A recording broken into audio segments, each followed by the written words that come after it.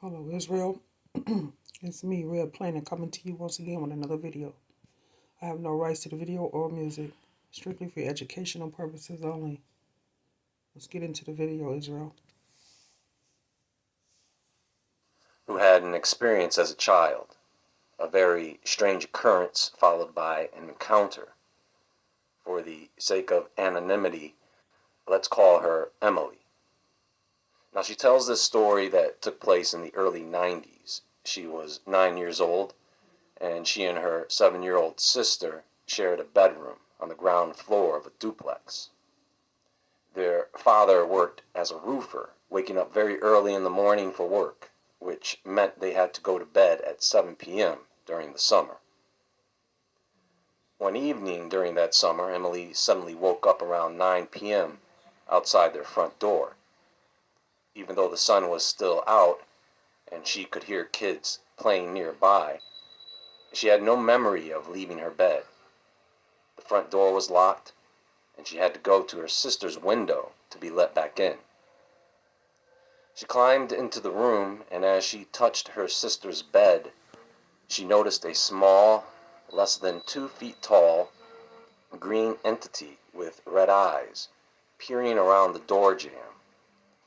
The entity had a blurry appearance and a sideways shaped head, similar to Stewie from Family Guy.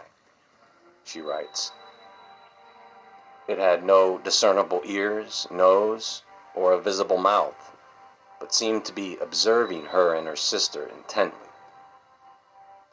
After this strange encounter, they went to bed without discussing what had happened that night. They continued to keep silent about the incident for years.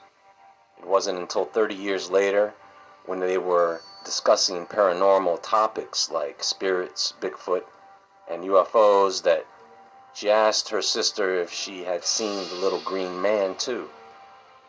To her surprise, her sister enthusiastically confirmed that she had indeed seen the same entity that night, bringing a long-forgotten childhood mystery back to the surface.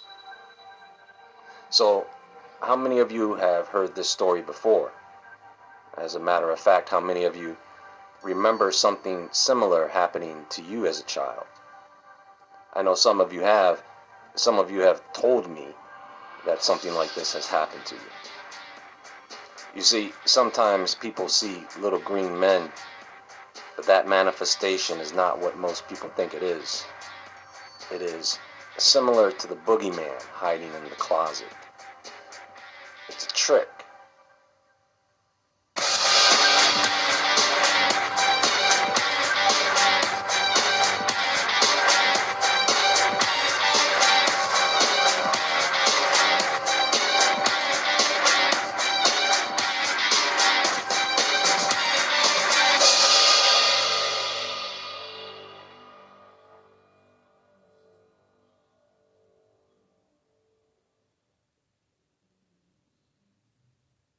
Let me tell you why the law of attraction does not work for most people. Now, to manifest anything, you must ask and then...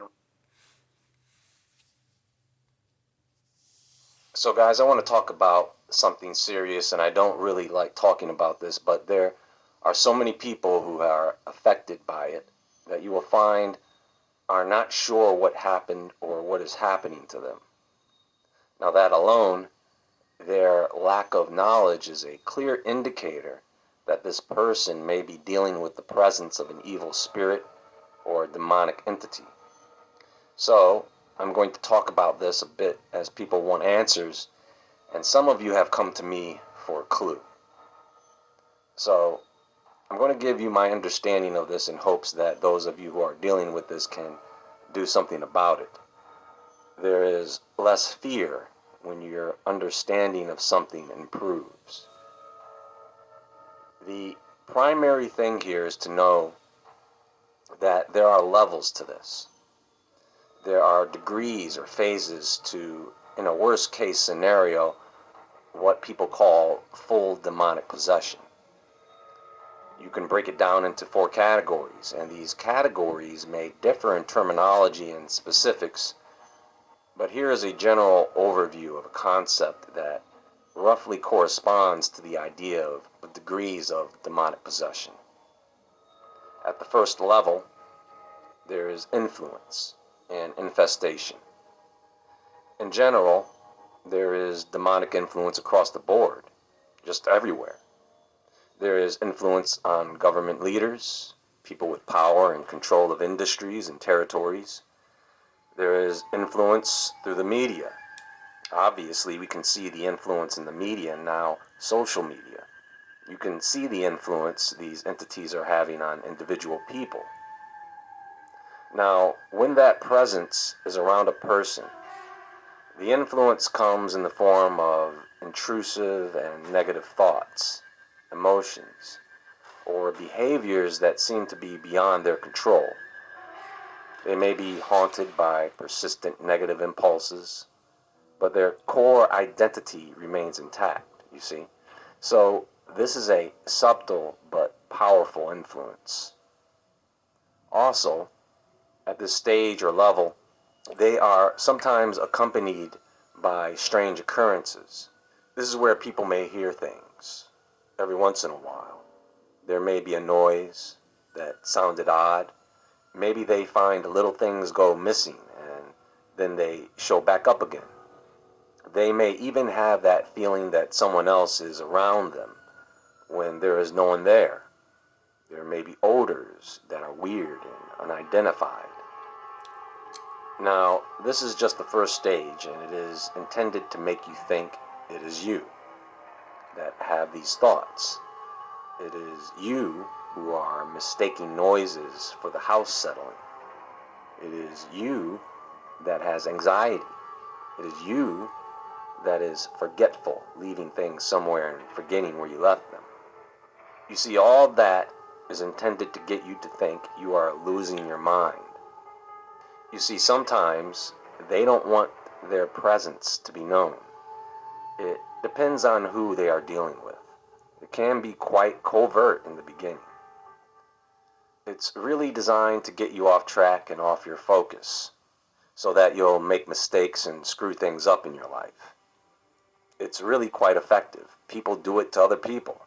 So it's probably the easiest thing for the spirits to do and the most common thing to do, which is why you only hear of a certain number of cases about demonic possession, because most people don't know it's happening, and so it goes untreated. Understand? So at this stage, it really affects the things around the person and not the person directly. For example, things may start to break down around them, the house starts falling apart, constant car problems, travel issues, just things that will stress you out. That's the first level. At the second level, we go from a person not knowing what is happening to them and beating themselves up and being hard on themselves because they think there is something wrong with them or their life. We go from that to the second level where the entity wants you to know what's happening, and it wants you to know that you are being haunted to further break down your mind. So a person may hear more than just strange noises, but footsteps. They may see objects move. There may be a sense of being constantly watched or tormented. At this stage, there are sleep disturbances, including regular nightmares, frequent and severe illnesses, major depression or anxiety, severe financial or employment problems, and relationship troubles. Sometimes physical attacks. Sometimes people may see apparitions or figures. And this is where the story of Emily comes in, because sometimes they manifest as some type of being. And if you are a child, they may come in the form of a being that they want you to remember, so that this memory sticks with you. And they can just wait around for years and years before they use that memory to get at you again later in life. If they appear as an alien, they want the person to think it is an alien so that the person doesn't know how to get rid of them. The person will be thinking of ways to get rid of an alien, instead of ways to get rid of a demon. One is physical, the other is spiritual. Some people of certain bloodlines are marked for life. It doesn't mean those people are attacked for life. It's just that they target people. And they like to wait for weak moments in your life to strike at you. So yeah, they will go away for years and just watch, only to come back later to see if they can use those past memories to trigger you. So this is the second phase, which would be the oppression phase, okay? Now this third stage, this is where things start to get serious. This is the stage of obsession or partial possession. A person has a hard time functioning, being constantly preoccupied with the thoughts of demonic activity, thoughts of suicide. Sleep becomes nearly impossible. It involves a deeper level of intrusion where the individual temporarily loses control over certain aspects of their body or consciousness. There are a lot of claims in the document about crazy things that the pyramids can do. Forget about just the lasers coming out of the apex. During these episodes, the person may exhibit behaviors, speech, or actions that are not characteristic of their normal self. The person may sleepwalk.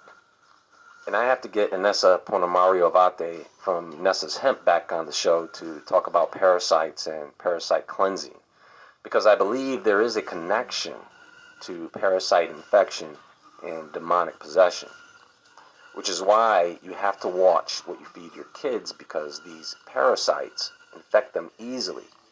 And if there is a connection, you can see what I'm getting at here.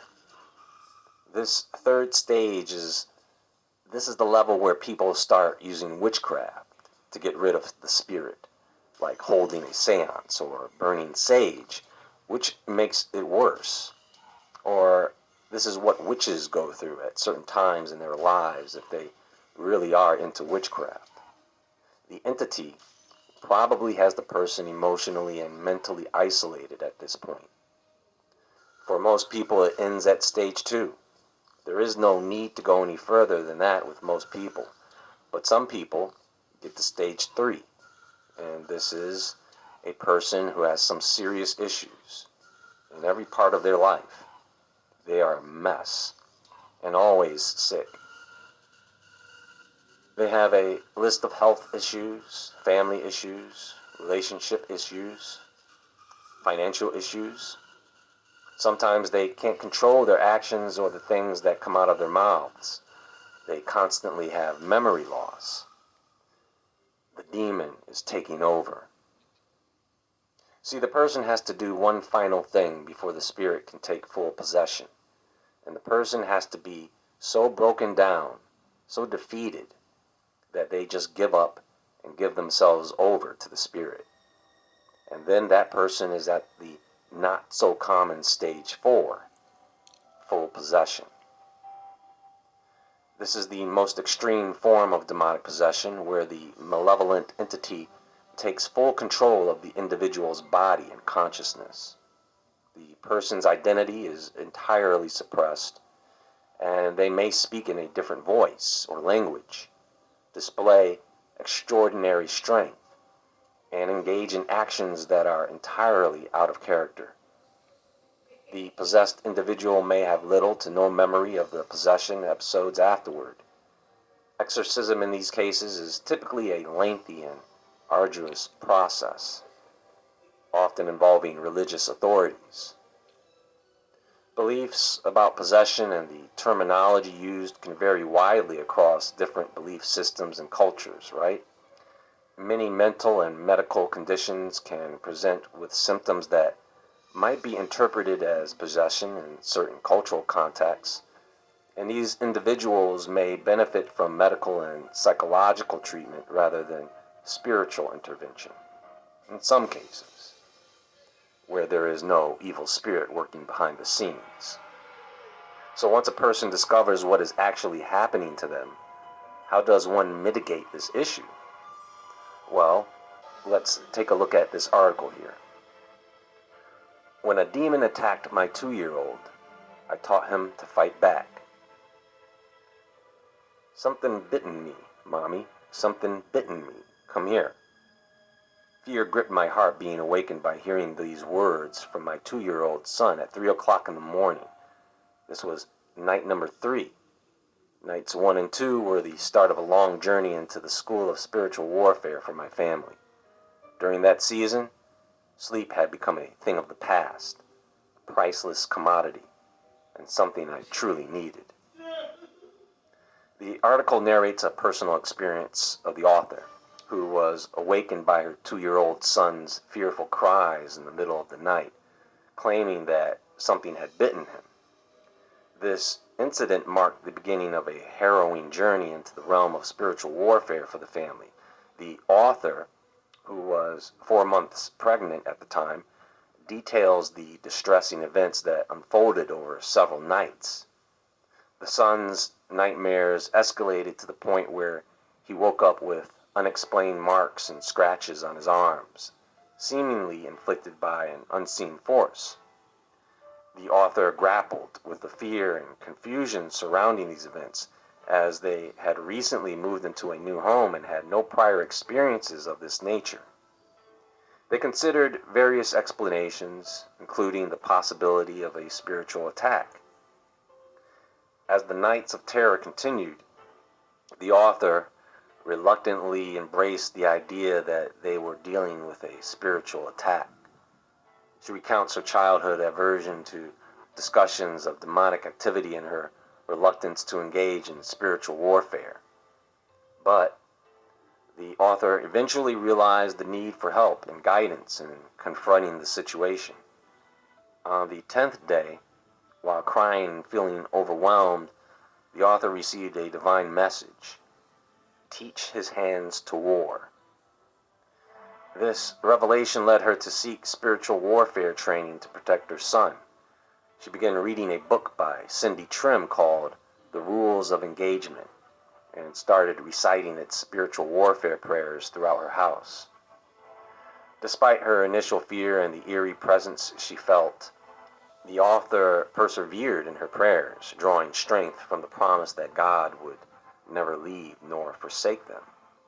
The article concludes that with the author's determination to face the spiritual battle ahead and to find peace and protection for her family through faith and prayer. She writes, "My prayers turn from God, what is happening? Lord, help me," to Satan, I bind you and every demonic force that is attacking my child and home. You have no legal right or authority in our home, and I command you to go in the powerful name of Jesus Christ.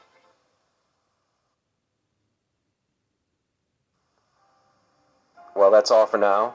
There is more to come. Be sure to visit woodwardentertainment.com and become a level 1 member for exclusive content. Drop by the Woodward TV Spring store below for new merch.